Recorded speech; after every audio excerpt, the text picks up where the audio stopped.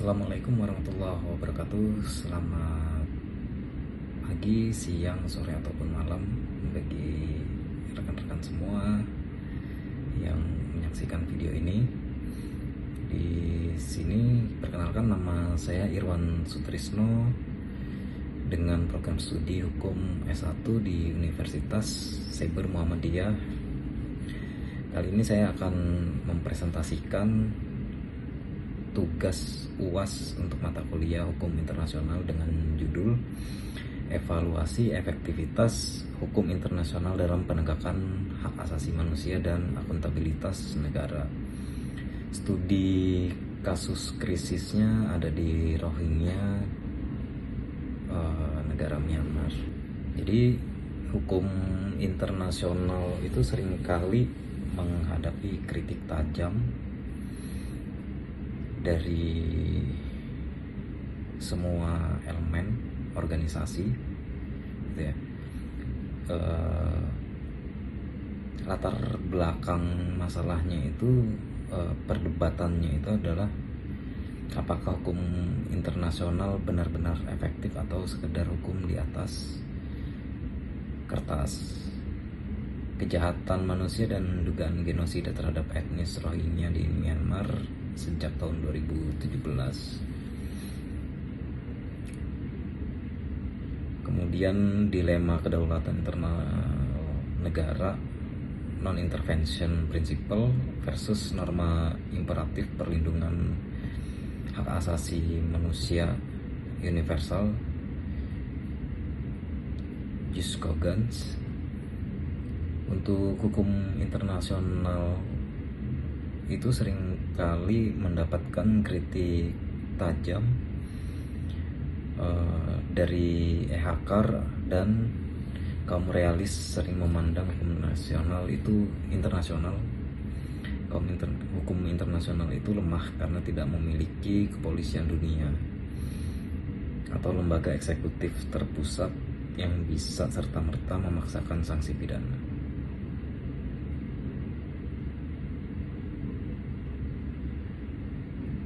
Jadi isu itu menjadi sangat nyata ya, karena ketika kita melihat krisis kemanusiaan Rohingya di tahun 2017,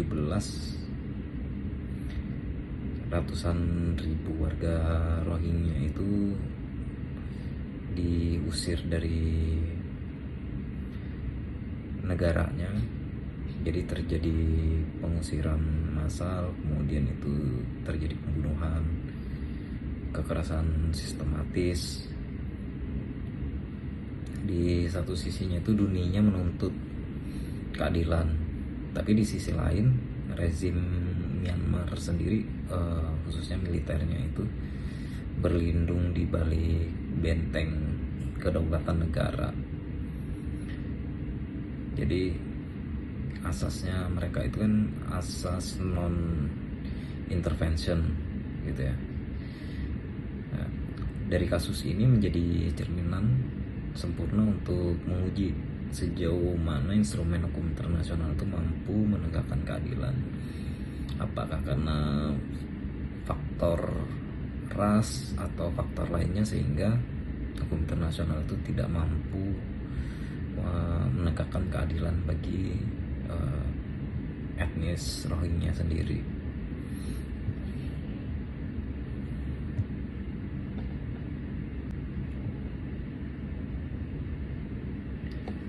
Tujuan dari presentasi ini adalah untuk memberikan analis yuridis mendalam mengenai mekanisme kerja hukum internasional dalam merespon krisis kemanusiaan. Jadi isu ini pun sangat relevan dan krusial bagi dunia hukum saat ini. Pertama, krisis ini menguji efektivitas dua lembaga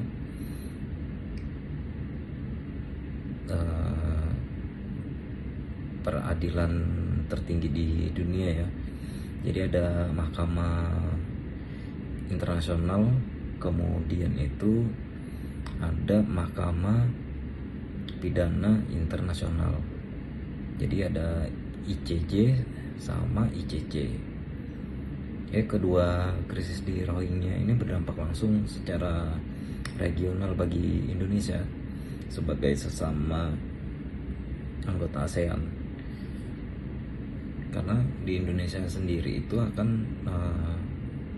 sudah lama gitu ya menerima gelombang pengungsi Rohingya. Bahkan di Indonesia sendiri juga akibat dari menerima pengungsi itu banyak warga-warga kita juga melakukan penolakan. Dianggap kenapa harus menerima pengungsi, bahkan memberikan sesuatu hal yang baik kepada pengungsi, sementara rakyatnya sendiri itu tidak diperlakukan dengan baik. Jadi presentasi ini akan membedah di mana letak kekuatan hukum internasional dan di mana letak celah yang harus diperbaiki.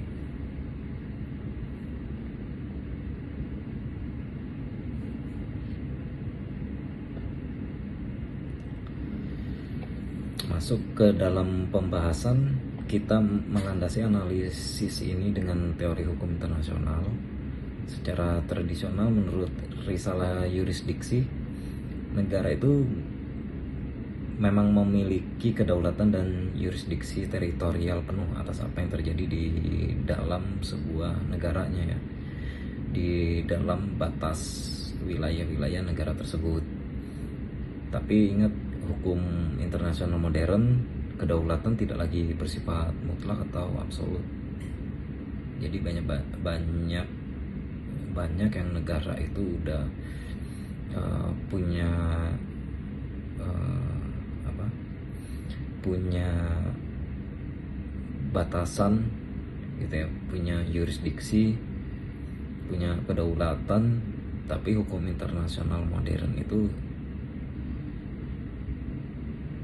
bisa merubah itu gitu, sebuah negara.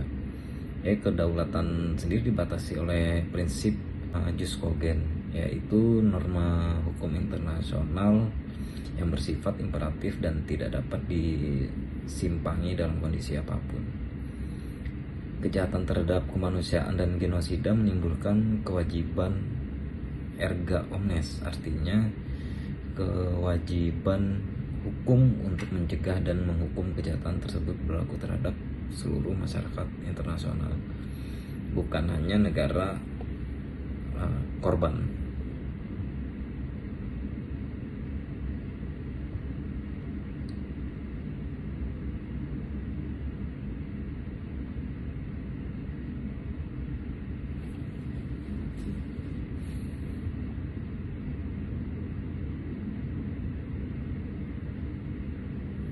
Dasar teori yang keduanya adalah tanggung jawab negara dan individu. Jadi pertanggungjawaban internasional sendiri harus membedakan dua rezim. Pertama, state responsibility atau tanggung jawab negara berdasarkan kodifikasi ILC artikel 2001. Ketika organ negara seperti aparat militer, kemudian itu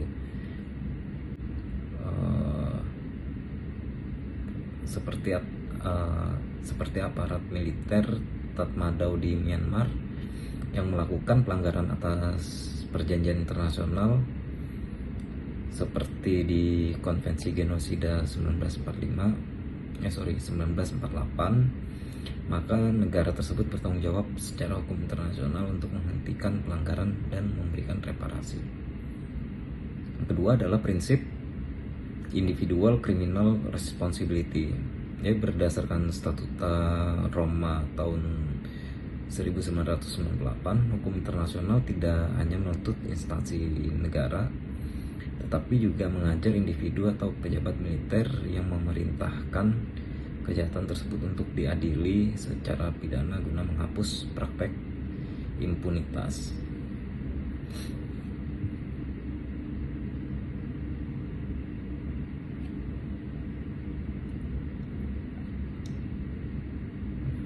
Di sini kasus nyata anatomi krisis Rohingya di Myanmar ya.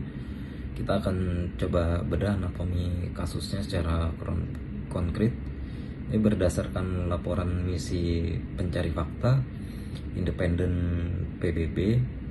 Sejak Agustus 2017, militer Myanmar melakukan operasi militer berskala besar di negara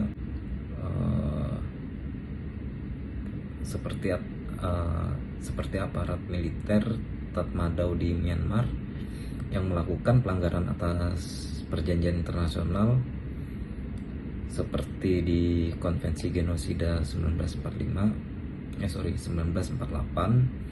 maka negara tersebut bertanggung jawab secara hukum internasional untuk menghentikan pelanggaran dan memberikan reparasi.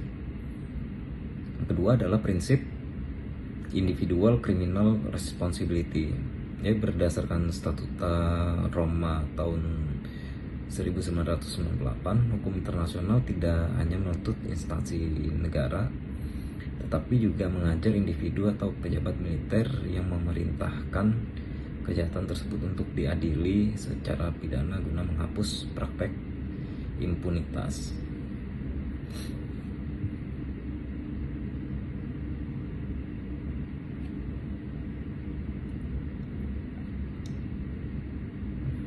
Di sini kasus nyata anatomi krisis Rohingya di Myanmar ya. Kita akan coba bedah anatomi kasusnya secara konkret.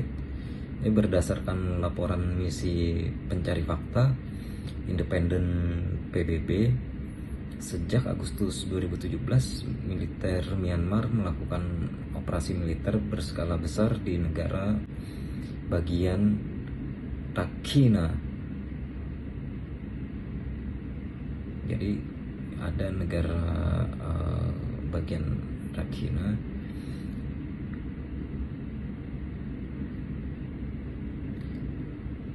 Operasi ini ditandai dengan pembunuhan sistematis, kekerasan seksual massal, serta pembakaran ratusan desa warga Rohingya. Jadi secara yuridis, tindakan ini didahului oleh diskriminasi terstruktur melalui Undang-Undang Keimigrasian Kewarganegaraan Myanmar tahun 1982 yang mencabut status kewarganegaraan etnis Rohingya. Ini membuat mereka menjadi kelompok stateless atau tanpa kewarganegaraan. Jadi saat itu lebih dari 700.000 warga terpaksa melarikan diri mengungsi ke Bangladesh. Peristiwa ini secara sempurna memenuhi unsur kejahatan kemanusiaan, biasa disebut crimes against humanity, dan dugaan genosida menurut hukum internasional.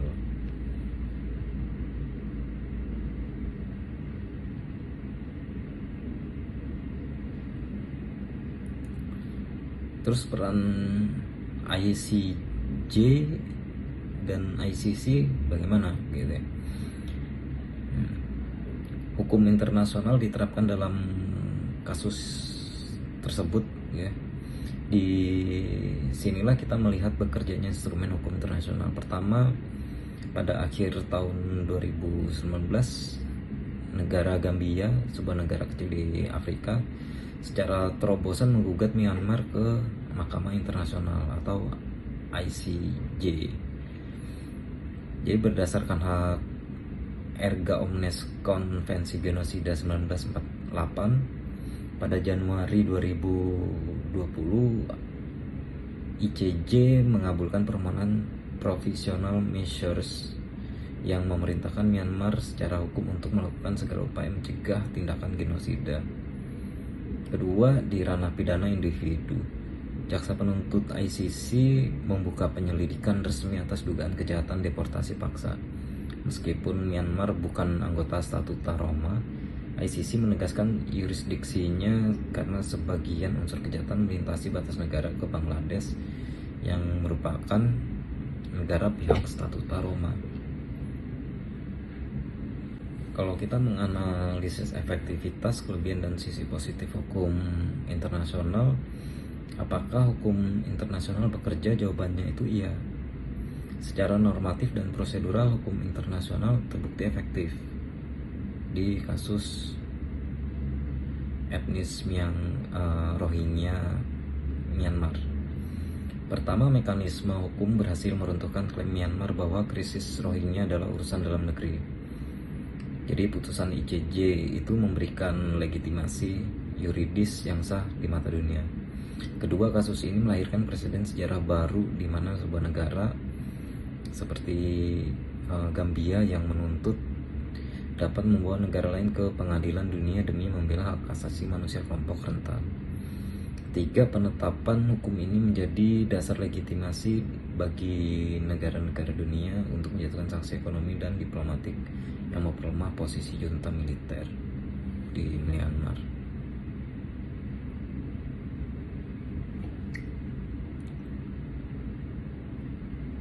Namun demikian, kita tidak boleh menutup mata terhadap celah kelemahannya.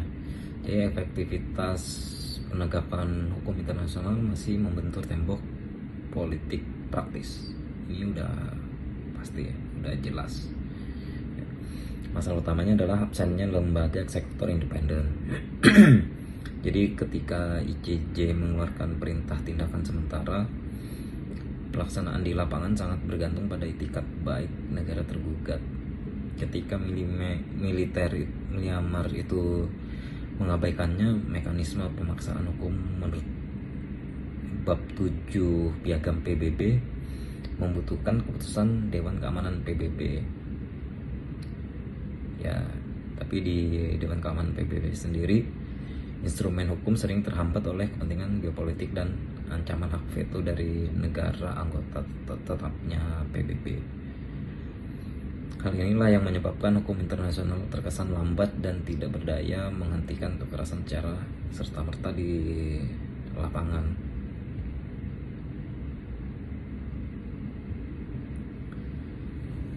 Banyak pendapat ahli dan perspektif perbandingannya. Jadi pandangan pakar hukum internasional seperti Louis Henkin, dia memberikan pandangan bahwa hukum internasional tetap ditaati sebagai standar peradaban.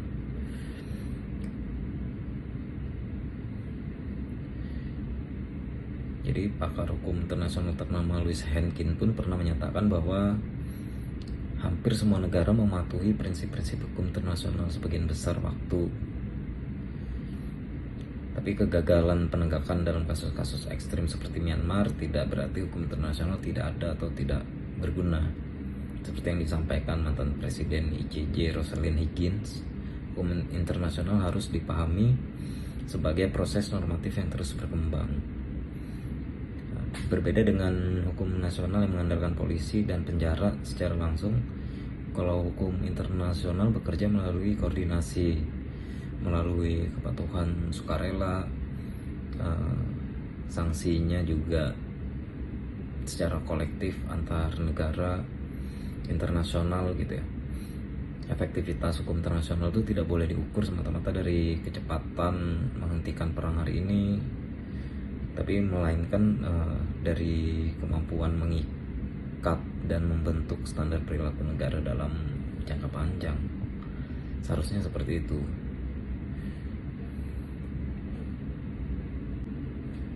Sebagai kesimpulan, efektivitas hukum internasional bersifat ganda ya. Pada tataran normatif dan yudisial, hukum internasional sangat efektif dalam menetapkan standar keadilan, mengutuk kejahatan kemanusiaan, serta memberikan saluran hukum sah bagi korban seperti krisis Rohingya. Namun pada tataran praktis operasional, efektivitasnya masih terhalang oleh struktur politik global atau politik dunia. Nah, disitulah saya merumuskan beberapa rekomendasi. Pertama, perlunya reformasi PBB yang membatasi penggunaan hak veto oleh anggota tetap Dewan Keamanan PBB, khusus dalam kasus-kasus kekejaman massal. Yang kedua, organisasi regional seperti ASEAN perlu mengkontemplasikan fleksibilitas asas non-interferensi. Jika terjadi pelanggaran HAM berat di kawasan, Ketiga, mendorong ratifikasi Statuta Roma secara lebih luas agar yurisdiksi ICC itu semakin solid.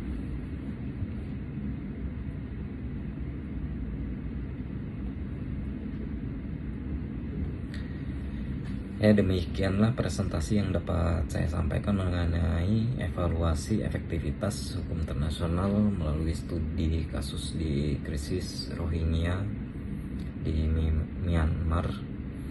Semoga analisis ini memberikan gambaran yang komprehensif mengenai dinamika hukum internasional saat ini.